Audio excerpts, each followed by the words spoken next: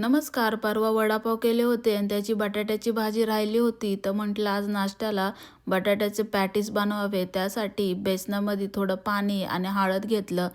हे पॅटीस मी एअर फ्रायरमध्ये बनवणार आहे, तर नक्की बघा. ज्यांच्याकडे एअर फ्रायर असेल त्यांनी नक्की ट्राय करा.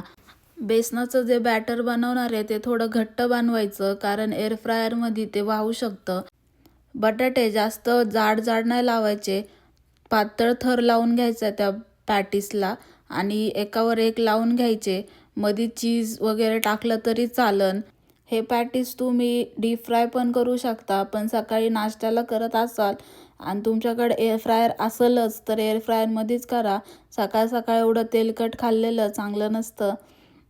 असं आधी ग्रीस करून घ्यायचं एअर फ्रायर तेलाने आणि डीप करून घ्यायचं.